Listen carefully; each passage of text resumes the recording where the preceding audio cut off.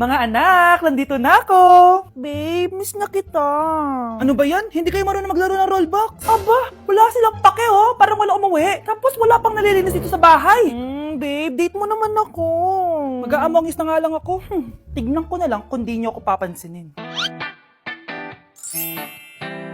Ang bango. Nandiyan na si nanay! Yung favorite chicken ko! O ano, nagutom kayo, no? Grabe, ang laki ng part na nakuha ko. Solid! Anong hindi magugutom, Nay? Ang sarap nito. Ito pa rin yung best tasting chicken para sa akin. Walang katulad to, Nay. Ay, namiss ko to yung sama-sama tayong kumakain gaya nung bata pa kayo. Simulat sa pool, Chicken Joy na talaga ang go-to natin. Malalaki ang servings at para sa akin, ito pa rin ang pinakamasarap sa buong Pilipinas. Nabusog ako, Nay. The best ka talaga. Babe, sa Jollibee tayo mag-date bukas, ha? O kayo, comment kayo kung bakit Chicken Joy pa rin ang go-to fried chicken nyo. Nakikiramay po ako sa pagkawala ng asawa niyo. Masakit para sa amin ang pagkawala niya. Kailan pala namin makukuha yung mga ipapamana niya sa amin? Ipaprocess pa po namin yun, ma'am. I-update na lang po namin kayo. Sige po, attorney. Sakit ng pagkawala niya. Nay, tignan mo, oh. May medal ako. Oh, ano namang paki ko dyan? Di ka ba proud sa akin? Hindi. At wala akong paki sa'yo. Iniwan ka na ng tatay mo, di ba? Kaya pwede ka nang umalis dito. Bakit ka ba ganyan sa akin, Nay? Huwag mo nga ako matawag-tawag na nanay dyan. Kadiri. Hindi kita anak. Ang nanay mo, wala na. Malandi kasi. Nay, gutom na ako. Ay, gutom na baby ko. Wait lang, mag-order ako ng steak for you, ha? Yay, steak my favorite. Ampun lang pala ako. Nasaan na yung totoo ko, nanay?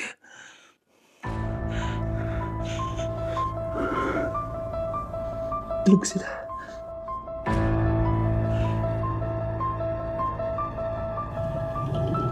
Nasaan na yun?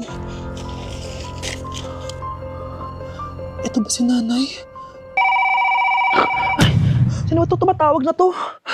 Muntik na yun. Attorney? Hello, ma'am. May update na po sa ipapamana ng namatay niyo pong asawa. Sige. Punta ka dito sa bahay. Sa wakas, ito na yung araw na pinakahihintay ko. Hoy, ikaw! Pag dumating dito si attorney, magtago ka. Hindi niya pwede malaman na may isa pang anak ang asawa ko. Sige po.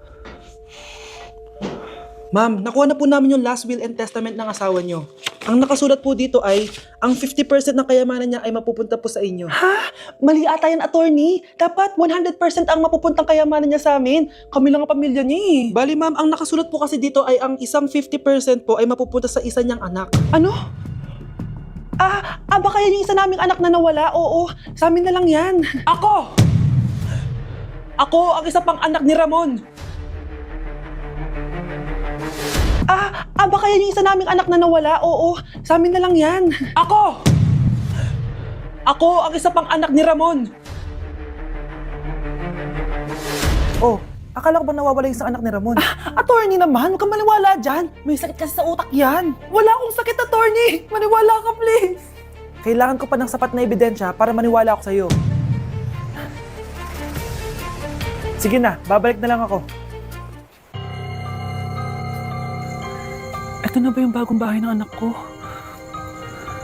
Ikaw, babae ka? Sinubukan mo pang agawin sa amin ng kayamanan ng tatay mo? Ang sama niyo, tita! Gusto niyo kunin lahat? Well, hindi naman maniniwala sa'yo si attorney dahil wala kang ebidensya. Tao po, attorney po ito.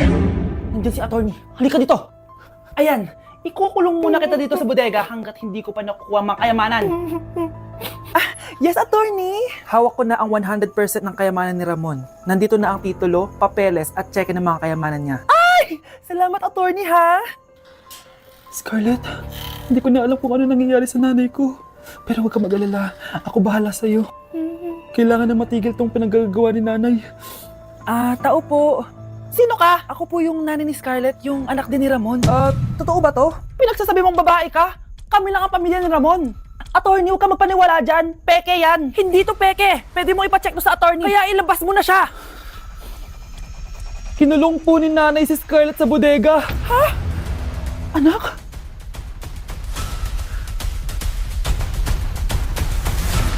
Anak? Walang iya talaga yung tita mo. Anak, Sorry kung ngayon na ako nagpakita. Pinakulong kasi ako ng babaeng yan. Deserve mo makulong. Ikaw ang ikukulong namin dahil child abuse ang ginagawa mo. Ano? At hindi mo na din makukuha ang 50% ng mana. Hindi pwede! Nay, masaya ako na nandito ka na. At hindi na din tayo maghihirap dahil sa pamana ni tatay. Masaya din ako, anak. Siyempre kasama ka dito, Samantha.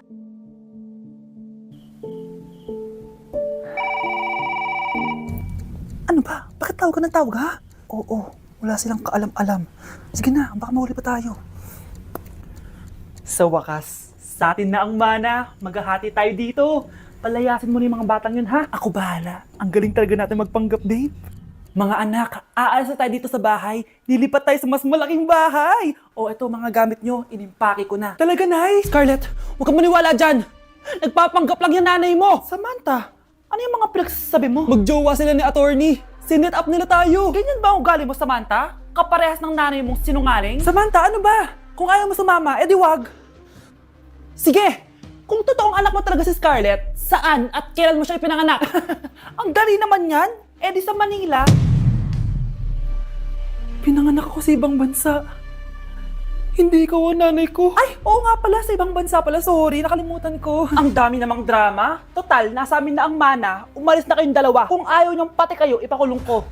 Kung meron mang makukulong, kayong dalawa yon. Salamat sa pagtawag, Samantha. Inaaresto kita, attorney, sa kasong panloloko. Palpak ka talaga! Naisahan niyo ako ngayon, ha? Hindi pa ako tapos sa inyo. Talagang sinira mo yung sarili mo, attorney, para sa pera. At ang dami mo na palang naloko. Samantha, huwag na tayong maghiwalay, please. Oo, Scarlett. Dito lang ako palagi sa tabi mo. Kayong dalawa, mag-ingat kayo palagi, ha? Gamitin nyo na maayos sa pamana ng tatay nyo. Salamat po. Okay, class, settle down. Ibibigay ko rin mga exam nyo. Okay, get one and pass. Ma'am, sorry I'm late. Class, anong sabi ko kapag late na dumating? Hindi po mag-e-exam. Tama! So, bawal ka na mag-exam, Scarlett. Hi, ma'am. Nandito na ako. Medyo na-traffic eh. Oh, Jessica, buti nakahabol ka. Oh, eto. Pinag-reserve ko to ng test paper. Mag-exam ka na. Thank you, ma'am. Lo, ang unfair. Bakit si Jessica pwede mag-exam kahit late? Iba kasi si Jessica. Hindi mo siya kagaya. Okay, class. Nag-gets niyo ba yung lesson? Naiihi ako. Ma'am, may I go to the CR? Kita mo nag-lesson ako, di ba? Makakahintay ang ihi mo. Tapos kapag bumagsak, magreklamo. Ma'am, pwede ba ako mag-CR? Sure, Jessica. Umihi ka na. Take your time, ha? Yay! Thank you, ma'am. Ma'am, may favoritism ka. Kapag si Jessica, pwede. Ano ba meron sa kanya? Basta. Pwede ba? Huwag kang bastos. Nag-discuss ako, di ba? Okay, class. Next topic. Okay, class. Ang bagong top 1 dito sa klase ay si Jessica. Ha? Ma'am, paano siya naging top 1? Eh, ako yung pinakamataas na grade sa aming dalawa. May mga special grades kasi siya. At wala ka nun. Anong special grades?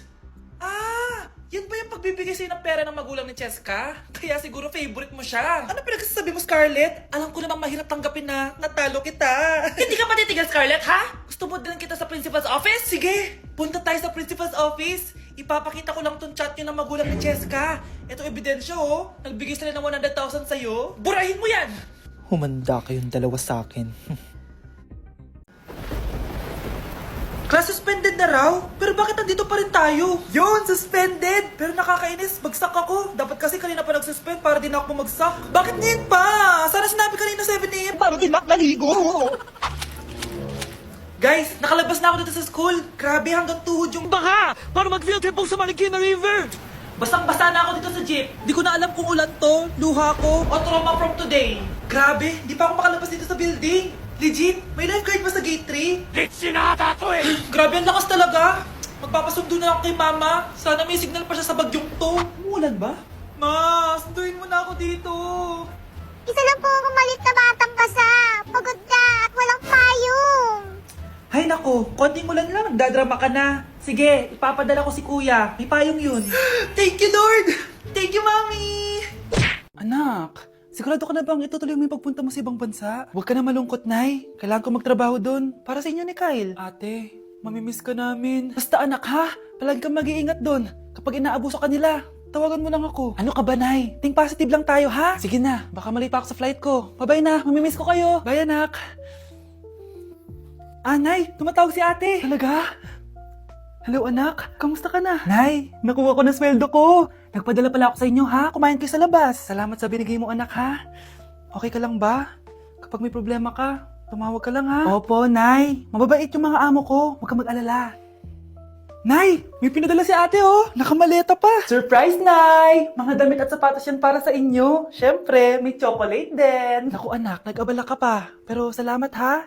Sana inipon mo na lang yung pinanggas mo dito. Okay lang, Nay. Tinaasan nga nila yung sweldo ko kasi magaling daw ako maglinis ng bahay. Sige anak, galingan mo palalo ha. Wow, ang daming laman! Bakit di sumasagot si Scarlett? Baka busy. Anak, tumawag na ba ate mo? Ilang araw na siyang di tumatawag ah. Nay, may tumatawag. Ay, salamat sa Diyos tumawag na. Hello anak. Nay, may pinadala ulit sa ate. Ang bigat. Ano? Anong nawawala? Ano kaya naman neto? Hello? Hello?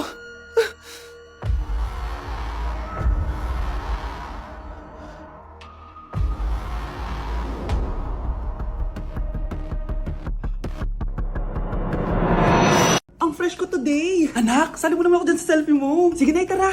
1, 2, 3. Ayan! Oh, sige na anak, magluluto na ako ha. Ba't wala si nanay dito? Bes, sira na ata tong phone ko. Bago lang yan, nangyari. Nag-selfie kasi kami ni nanay pero sa picture, ako lang yung nandun. Ha? Posible ba yun? Yun na nga eh. Try mo kaya picturean nanay mo na mag-isa lang siya.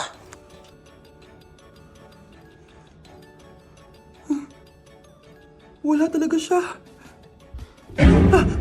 Anay, bakit mo ako pinipicturean anak? Sabihin mo sa akin yung totoo, Nay. Ano ka ba? Bakit hindi kita makita sa mga picture? Ha? Patingin. Oh, nandito naman ako ah. Ano sinasabi mo anak? Alam mo anak, kumain ka na doon. Gutom lang yan. Scarlett, mag-ingat ka sa nanay mo. Ha? Bakit po tita? May malalim na dahilan kung bakit hindi siya nakikita sa picture. Alam niyo po yung tungkol doon? Sige na, baka makita pa ako ng nanay mo. Kaaway ako nun. Tita! Oras na para malaman mo kung sino ka talaga, Scarlett. Mukha ka na namang stress anak? O eto, mawawala yung iniisip mo. Ano to, Nay? Gatas lang yan, ano ka ba?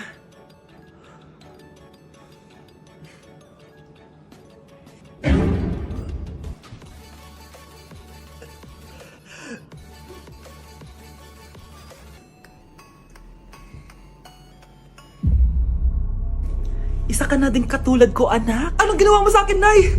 Kakaiba yung nararamdaman ko. Gusto mo malaman ang totoo, di ba? Isa akong diwata mula sa mundo ng Encantasia. Ha? At isa sa kapangyarihan ko ay ang manipulahin ang picture na nasa cellphone mo. Bakit di mo lang sinabi sa akin, Nay? Dahil ngayon ang tamang panahon, anak. At nasa katawan mo na ang kapangyarihan na para sa iyo. Pero, paano ko malalaman kung ano yung kapangyarihan ko? Ikaw ang tutuklas niyan, anak. Ano kaya magiging kapangyarihan ko? Baka nagiging invisible ako. Hindi ako nawala. Baka kaya ko magpalutang ng gamit.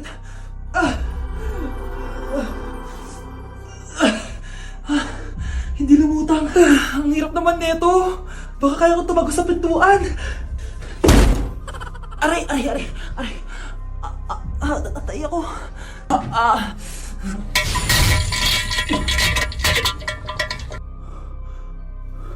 Ano yun?